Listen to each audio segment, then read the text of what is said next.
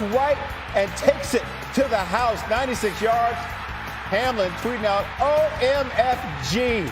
First kickoff return TD for the Bills since 2019 is Sean McDermott. To be honest with you, I thought before, in the days leading up to the game, wouldn't it be special if we could take that opening kickoff? And then when it happened, respectfully, I wasn't surprised. Just by the way the week's gone. You can't draw that one up, write that one up any better. And I was just told by Kevin Curran, it's been 3 years and 3 months.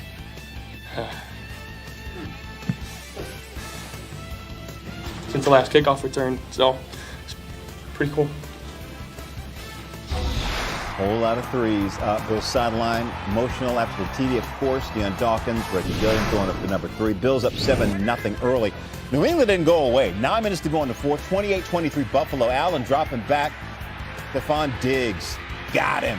49 yards. 3 TD passes in the game for Allen. And the Bills take this one 35-23. Hannah.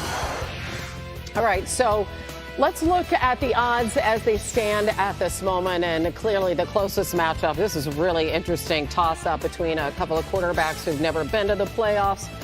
The Chargers, Jacksonville, slight favorite on the road. Look at that line. Miami, we don't know. They could start Skylar Thompson at quarterback.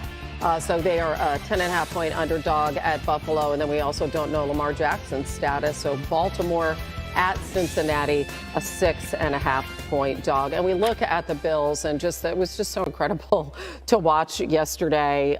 They needed those 2 Nyheim Hines, those miraculous touchdown returns. They needed an absolutely insane touchdown throw by Josh Allen in that, like an indefensible throw to beat the Patriots. So when you look at the Bills, I know they're going to be a sentimental favorite, even more so now to win the Super Bowl. But when you realistically look at the top of the AFC, where do you put them in the order of teams that you would consider to be a favorite to go to the Super Bowl? Yeah, and I'd probably put them 3. I'd probably put Cincinnati and Kansas City are going to duke it out. And I think Buffalo will be in there, but you're right. They're going to need an extraordinary effort from Josh.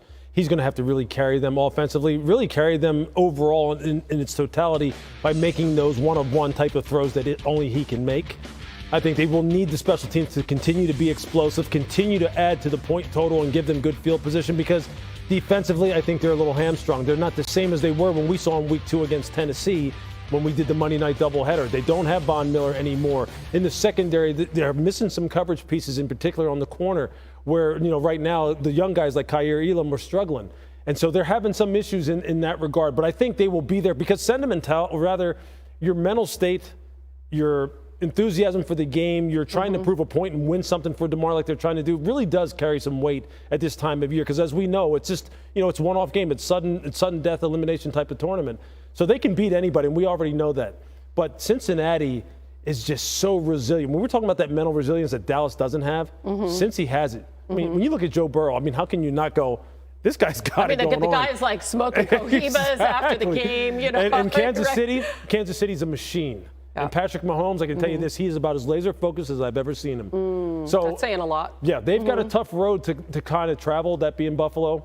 But I wouldn't put it past them, but I would definitely put them 3rd. Yeah, and I'll tell you what, that Kansas City defense, right? And I know you had questions about it. You were there. You saw that defense played on Saturday night. The young guys getting a lot better. The young guys are coming along a lot, especially in the secondary. And Chris Jones is just a monster. Yeah. He's a monster. So the AFC is exciting to watch. Once again, if Buffalo, though, can get to that title game against Kansas City, that will be at a neutral site. Yeah. Lewis, thank you. You bet. Coming up, the Lions making noise to finish the NFL's regular season. Lovie Smith said he and the Texans would do yesterday, even if winning would cost Houston the number 1 overall pick in April's draft. They beat the Colts 32-31. Lovie Smith was fired after the game, after 1 year on the job. The Texans finishing the season 3-13-1. Here's what First Take had to say about Houston firing Lovie Smith. The Houston Texans organization, I'm going to say something loud and clear over the national airwaves, and I don't give a damn what anybody thinks. African Americans need not apply. The Houston Texans hired Lovie Smith because they were under immense pressure to go in a different direction, because they wanted to hire former 12-year veteran Josh McCown. Ladies and gentlemen, the only coaching experience he had was a volunteer assistant at a high school. And that's who they wanted to bring in as the head coach of the Houston Texans before the national media and local raised holy hell. And as a fallback, you went to the black dude who you clearly had no intentions of keeping. You just wanted them to band-aid the issue for the moment to buy you some time before you did what you wanted to do. The Houston Texans organization are an atrocity. And as far as I'm concerned, if you're an African American and you aspire to be a head coach in the National Football League, there's 31 teams you should hope for. You should hope beyond God that the Houston Texans never call you. Not as long as that man is in there. Because it's an embarrassment and something needs to be said about it. We get the worst jobs, and we don't get the opportunity to even fix the worst jobs because you get fired just like this. I don't know any great white coach that would take the job unless you give them some guarantees. You're going to guarantee me 4 years to turn this place around. You see, but the African-American coaches can't come in with that power because Lovey wouldn't have gotten another job. Right. This was his last chance to try to get back in the NFL. Yeah. So you have to take what's on the table to try to change it. And they knew it. And all of this, I'm firing a man because he won a football game. I don't want a coach that's not going to argue back if I say lose a game.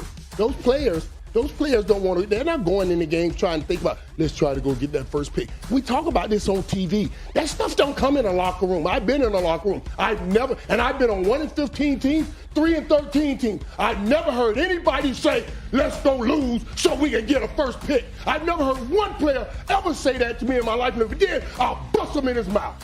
Right there in the locker room.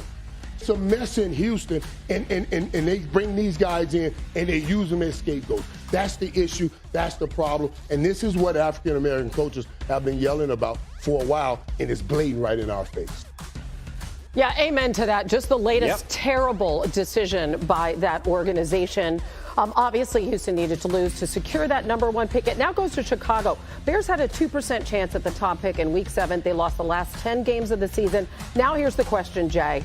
Do they commit to Justin Fields? They have the opportunity to take a quarterback potentially at that top spot, maybe trade that pick to a team that needs a quarterback. It better not be a question. It's going to be very interesting, though, to see what they do with that number 1 pick. The Cardinals, the Colts, the Hawks round out the top 5. Eagles, get this. They have the number 10 pick, even though they are the top seed due to a trade with New Orleans. Hannah, let's go to the NBA. Kevin Durant, he has an MCL sprain, going to be reevaluated in 2 weeks. That's what the team is saying.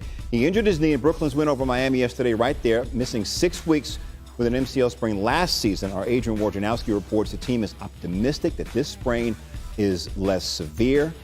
Here's Kyrie Irving after the game last night talking about his teammate. Yeah, he's in good spirits, as we all are.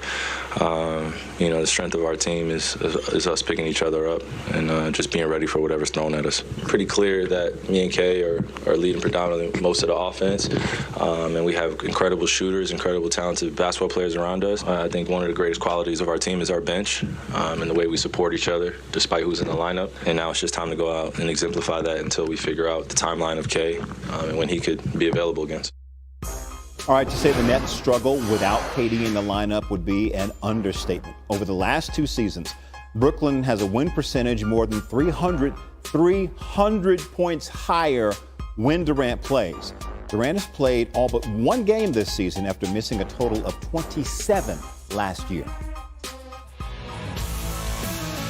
Capital One Bowl Mania Preview is brought to you by Capital One. What's in your wallet?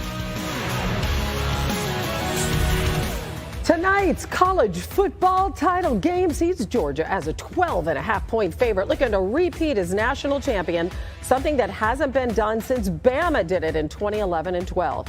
TCU, the upstart, looking to win their first national title since the late 30s. For more on this game, let's head out to SoFi. Sports Center on the road, presented by Rocket Mortgage. There is no sun in sunny Southern California this morning. It is wet, it is windy, it is rainy. Never mind that, SoFi Stadium inside, protected, where there will be a battle for the College Football National Championship game between TCU and Georgia. Can Max Duggan and the Frogs continue that improbable run to a national championship, or can Stetson Bennett, the Georgia Bulldogs, be the first team in the college football playoff era to win back-to-back national championships? With that, welcome in Sam Acho, Greg McElroy, Matt Berry. Gentlemen, we've made it. We've done a ton of TV.